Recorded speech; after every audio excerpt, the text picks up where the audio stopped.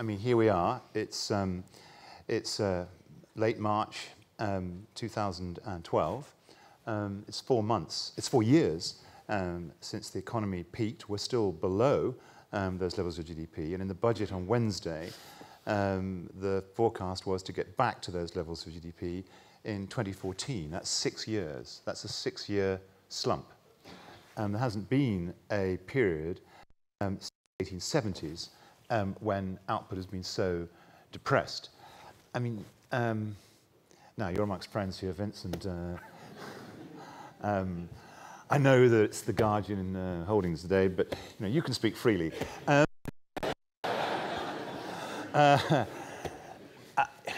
Do you think that policy is being proactive enough, given that?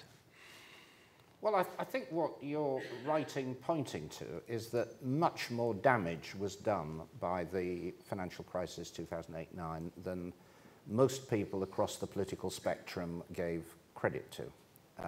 I think it was assumed, right, and everybody, and I include the present government as well as the last one, that do a few small things and everything will bounce back to normal. And that hasn't happened, and it won't happen. And if we'd looked back at the history books, we would have understood why, that when you have a massive shock to the system, it does terrible damage. It's a bit like a heart attack. You recover with good treatment, but you don't go out performing subsequently as you did before. And permanent damage has been done to the UK. We're now 10% poorer than we were before the crisis, but it isn't just a number like that. A lot of capacity has been destroyed. And one of the things I'm very conscious of with my present job is that although there are some very, very good signs, particularly in the manufacturing sector, whenever I go to meet industrial companies which are positive, upbeat, expanding, they say, well, it's all quite difficult because a lot of the skills have gone. Our supply chain was wiped out. We're now trying to rebuild it. These things do not happen overnight. And I think we just got to be a bit more realistic about the permanent damage that was done to our country as a result of that financial crisis and its aftermath. And my view is that we do need to rebuild this in a systematic way, which is why I've been talking about industrial strategy. That could have been ridiculed and swept out of the way, but it hasn't been. I've been encouraged both by the response of quite a few of our industrialists, but also in the budget. And the Treasury could have just tried to strangle this at birth, but actually if you read the latter bits of the budget, there is an endorsement of this whole idea that we've got to think long term, we've got to get behind successful sectors, back them up with research, with training and interventions of that kind. So I think a kind of long-term approach is beginning to take shape. I wouldn't claim more for it than that, but I'm encouraged by it. So here you are. You've done, you were the man who drove the Vickers report above any other that has given us this firewall between commercial and investment banking, and all power to your elbow for doing that.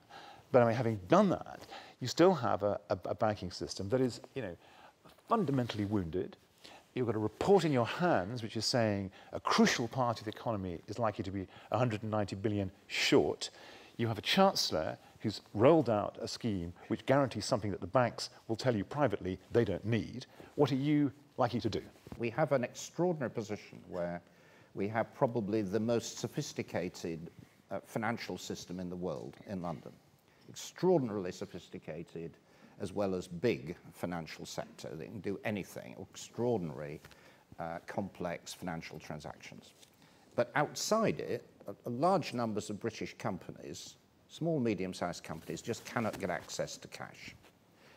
And the analogy that I drew it was drawn from my experience in the oil and gas industry, where you can go to a developing country where you will have an upstream oil and gas company with some of the best petroleum engineers and geologists and so on in the world. And then at the other side of the barbed wire fence, there is no petrol and no power supplies. And it's that kind of enclave economy that we've got here. And the challenge is to break down that enclave economy and getting our sophisticated financial institutions and banks actually working for British business and British industry. But there is a much bigger challenge, which is how do you get the banks lending again to credible small, medium-sized companies? And the part of the problem, I mean, I could easily do my usual bash the bankers thing, but it's actually quite a complex problem. Love that, Vince, when you do It's quite complex because on the one hand, we, the state, are telling the banks to hoard more capital so that they don't collapse again. On the other hand, we're telling them to use their money to put it into business. We're actually telling them to do two contradictory things. And getting the balance right is quite difficult. And we're improvising with a variety of guarantee schemes, and there's the Chancellor's new credit easing is an extension of that, and these do modest things at the margin. I think they're quite useful, but they're not clearly solving the problem. It's new lending. Yeah, the fundamental problem is that we have semi-state-owned banking. It's a kind of half-pregnant situation.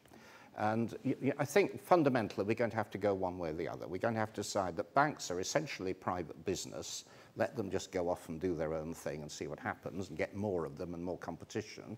The other is to say, well, let's have full pregnancy, just accept that, the state is involved in banking, and use it to drive the economy. I mean, actually, my instincts are more in that direction. But well, you said in your letter that RBS should be used as... Well, I have, and that was on the record, controversial, and that controversy is unresolved.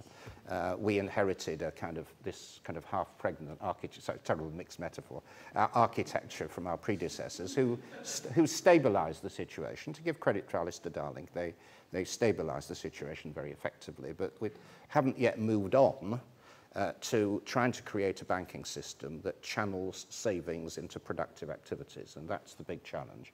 And the big debate in the next few years is, do you go back to a basically market-driven model, more competition, private banking, or do you use the state to try to drive this whole process? I mean, we had this big devaluation, which is a big stimulus to British exports, but actually, I mean, the response of British companies has been disappointing. I mean, export volumes have not gone up as much as you'd expect given this devaluation. And one of the reasons is that they can't be certain that the devaluation will stick.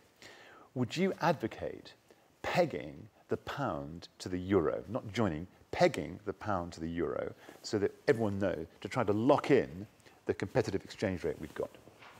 I don't think that works. We've had all kind of experience of trying to peg exchange rates, not least what happened under Mrs. Thatcher in 1990.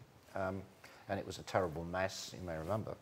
So I don't think in practice that can be made to work. But I think you have put your finger on a very, very big policy issue that we've hardly talked about, actually, in the last few years, which is that the biggest consequence of economic policy since the last 3 years has been a big devaluation of the currency. It's about 25%. And it has provided a big push, kick, if you like, to British industry. It has partially worked. It's one of the reasons why the automobile industry is now growing quite rapidly. I think it will continue to get us growing, but you quite rightly say it hasn't had the dramatic effects it did have in the mid-1990s, for example.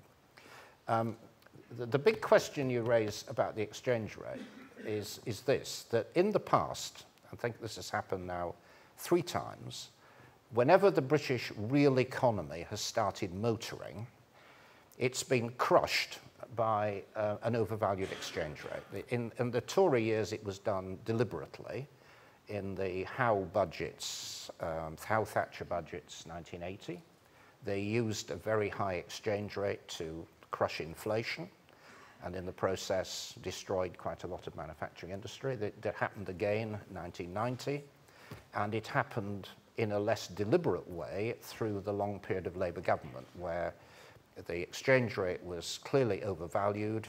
We had a big contraction in manufacturing industry. Under the last government, it went down, I think, from 20% to, 18% to about 10% of GDP as a result of the fact the exchange rate in real terms was too high.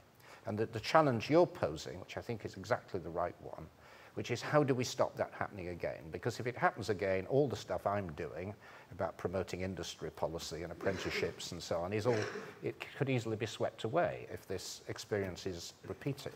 I have the solution, and you're going to give me your yes or no answer. If you won't peg the pound to the euro, your other option to keep a competitive exchange rate is this, that we require the Bank of England not to target inflation with its inflation target, but instead to target the growth of all the value of goods and services in the economy, so-called money GDP. I'm very attracted. You are in favour of moving from an inflation target to a money GDP target. I'm attracted by it. You're attracted to it. Because that is the way of doing it. If you do that, you do two things. We would guarantee to our banks that in real terms their balance sheets would become more manageable over time, and we would also assure with quantitative easing that the exchange rate would remain competitive. So, I mean, can I tease you, not just attracted to it, Vince, come on, I'm for it. Are you for it? Well, look, one of the boring things about being a cabinet minister is that the following day, The Guardian says, Minister instructs Governor of the Bank of England to do X or Y. And I'm not going to write your headlines tomorrow. But no, the economic logic you've set out is impeccable. Let's leave it at that. Vince Cable, thank you very much indeed.